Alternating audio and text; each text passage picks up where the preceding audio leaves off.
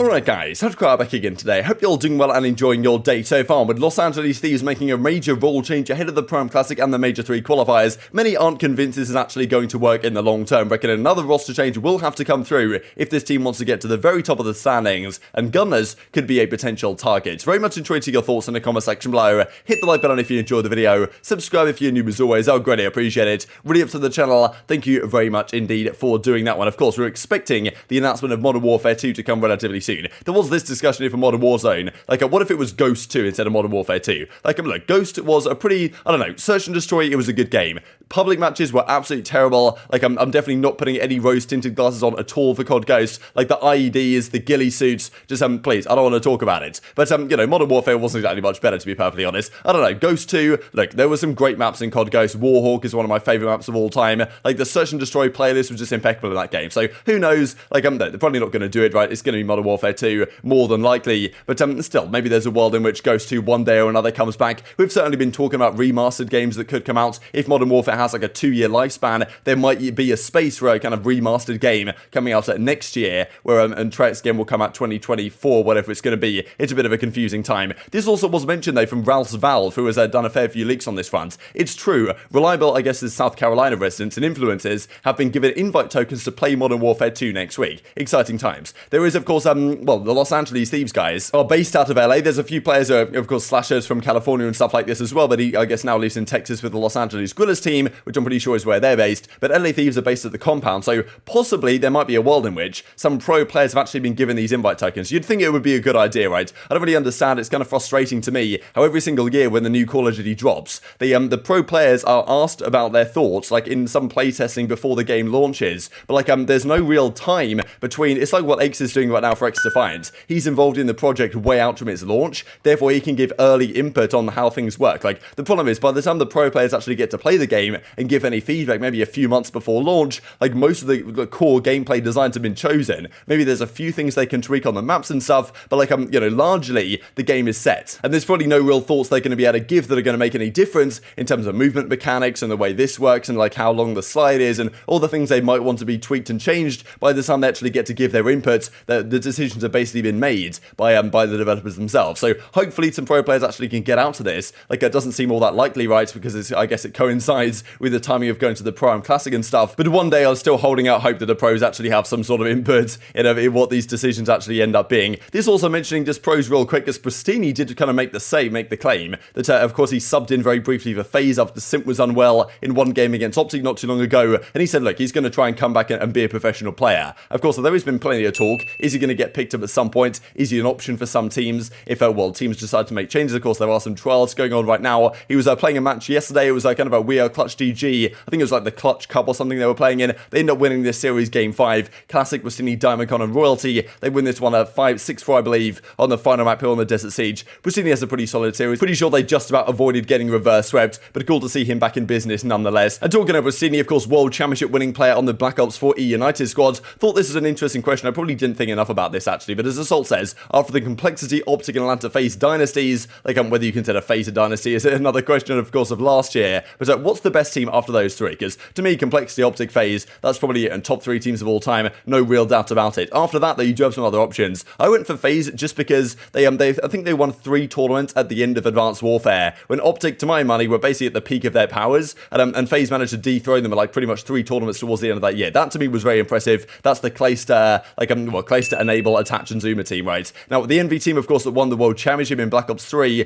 through the entirety of that cycle, though, like at the end of the Black Ops 3, they were great, as they were at the end of Infinite Warfare, but not quite as good enough as, to beat Optic, of course, in that World Championship. And then Black Ops 4 E United. In fairness, like, they did win bigger events than what FaZe won, because Envy won champs in Black Ops 3, and E United won champs in Black Ops 4 and the playoffs before it. So maybe E United has to take the cake, and maybe there's even another team that can come into the mix, right? Because Parasite reckons maybe it was this FaZe clan team, or the FaZe red team as it was, Eggs, of course, Slasher, Enable, and Parasite. I mean, look at this kind of a headset bump in Slasher's head right now. I thought it was kind of funny. The headset, no wonder he started wearing hats. Don't need a hat anymore, he said. This is clearly Slash's favourite image that he posted every single possibility that he absolutely can at the moment. Of course, when he kind of, got revenge on Los Angeles Thieves to a degree for deciding to drop him, and of course, Huke in a similar boat, to be perfectly honest. So, Los Angeles Thieves, the last couple of weeks or so, Octane's been making it very clear he thinks the team has improved with the role change. Most people seem to say, especially within the team internally, but also externally, that probably this role change is a good idea. Putting Kenny on the SMG, the better communication that he believes that will bring, and also he believes he can still run an SMG at a very high level, like he did back in the day, and probably he can be more impactful on that role than he can be elsewhere. So the team is now Drazah on the flex, Octane is the main assault rifle, Kenny and Envoy on the SMGs. Whether that is going to be the key change to turn this team round, that's another question mark. Octane's kind of said, yes, we're beating the teams we should beat. When we play Optic and FaZe, we're still getting bodies. Which, yes, that's a step in the right direction. Like, look, if they can become a top 3 team in the game, that of course would be very impressive for them. But at the end of the day, they're not here to get top 3, they're here to win championships. And A-Shot is, very clear on that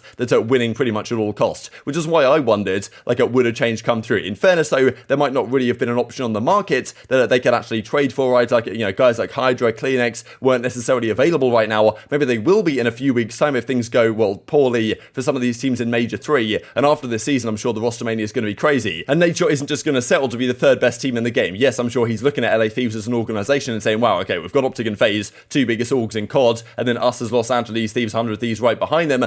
We should be the number 3 team. We should be right up there with Optic and FaZe in terms of competing for championships. Not the case so far. Maybe this team will be better now with the role change, but most people aren't convinced the long term this is actually going to be the way to go, or whether this team actually has what it takes to win championships. Kenny's confidence, they believe they've taken steps in the right direction, but maybe a personnel change is going to be required. Octane hasn't been playing all that great. Drazah's been underperforming for weeks, as has Kenny, to be honest. Envoy's really been the only player so far this year that looks like he 100% deserves his spot to stay on the team, and the guys on the flank were making their thoughts be known and pretty much saying, look, this team is not going to cut it as this squad of 4. They're not going to be able to be good enough in the long term to actually win events. They probably didn't have the options to make a change, and therefore they didn't, but if there were the options going forwards, they should do some sort of personnel switch, change something up. This is not going to be the final iteration of the roster. But I would say that the LA Thieves role swap, given the logistics of the CDL, I think that's the move they had to make. I just think it was kind of pathetic that it took them this long to make it. You don't think they need to make a change? I think they still do, but I think this is at least a step in the right direction, but it should be something that should have been done months ago. What about you, Ben? You think LA team needs to make a change? Yes, I think they do. For Thieves, I think they need to decide as an identity of the team that they want to be, because I think it might require a change. I don't know if the role swap is going to necessarily solve it. To me, it's do they want to be good enough to beat the top teams right now? And that's going to require them to get very good in SMB. And I don't know if they have the personnel or the team mindset right now to do that. And if they can't get over that hump, that might require personnel swap. Interesting. I don't know. I feel like they're a good team on paper, but it just, when I watch them play together, I just feel like it's not it, personally. And I think they need to switch it up. But I'm interested. I'm really intrigued by the role switch, because I've been saying Kenny back on a sub for how long? Ben, I was saying this in the last year. In the beginning of last year. Since the moment he stopped running one, I think. Is right. So it's I don't mind them not changing and seeing where the role switch goes and takes them, but we'll see how it goes. Go ahead. You can go ahead. I was just saying, if I'm them, I'm probably getting on the phone and seeing what Pierce is up to. Yeah. Maybe Big P. There's a lot of people. There's challengers, there's Big P. You could go in a whole. Listen, Pierce's health is the biggest. If Pierce was 100% healthy and he was on a bench, you'd have teams knocking already. That's just what it is. So, of course, they also mentioned, very interesting, none other than Pierce Gunless Hillman. Now, of course, right now, Gunless is on the bench for Los Angeles Guerrillas. They confirmed a few days ago that, yes, he will officially be moving to the bench, and Spart will be in their starting lineup for the near future. This, though, from Bevels did mention at the time that they are planning for a strong 5-man lineup, effectively saying, look, we plan to have Gunless still part of our system to some degree. Whether this implies, Spart comes in for the search and destroys, Gunless comes in for the respawns, of course, Gunless probably isn't fully healthy yet. Our understanding is he's going to have to undergo some surgery for the health issues he's going through. I feel like he thinks he's okay, and the medication's working, this type of stuff. So that's all good news, and hopefully Gunless gets better as soon as possible. But when he is full health and when he does recover back to 100% capacity, I suppose, then what do you do if Los Angeles Thieves? As an organization, do you decide, okay, we're going to hold on to Gunless, don't want to let him go to another team because he can make that team better and potentially beat us? Of course, allowing a guy like Gunless to go to your rivals in Los Angeles Thieves. We've seen what happened last year when Los Angeles Thieves let Slasher and Huke go to Los Angeles Guerrillas. Guerrillas, they now win an event. So probably they don't want to do the same thing the other way around. But at the same time, like, it would be, if anything, kind of a disservice. Let's say this team in Los Angeles Guerrillas, most people would say, look, this team isn't probably going to win an event again. That was a crazy run that they just had, but maybe this team is still good enough to get top 3s, top 4s on a consistent basis. Who knows? They looked very good at the end of that event if they can keep their search and destroy up and also improve their respawn, which you'd imagine would happen with some more chemistry and experience. So let's say there isn't a spot for Gunless in this team anymore. They continue to look very solid indeed. Gunless, of course, wants to go elsewhere. I think he missed one World Championship, I guess, back in Modern Warfare. I guess he missed the World Championship. He might have even missed the Black Ops 4 World Championship because he got benched from LG, and I don't know if he actually got back into a team for the end of that season, so bit of a strange one to be honest, but obviously he has proved his talent so far this year, there's no doubt about it, right? So that is the thing. Could Gunless to Los Angeles Thieves actually be an option they consider here? Because there's been many discussions on what they do in the roles, and that's the problem. Like, this is the match that they played up against Los Angeles Guerrillas. I believe this is in kind of the stage 2 qualifiers for the major, where Slasher kind of got his first revenge after, and then of course went on to win the entire thing anyway. But like, the stats here are obviously disgusting. Octane at a 0.65,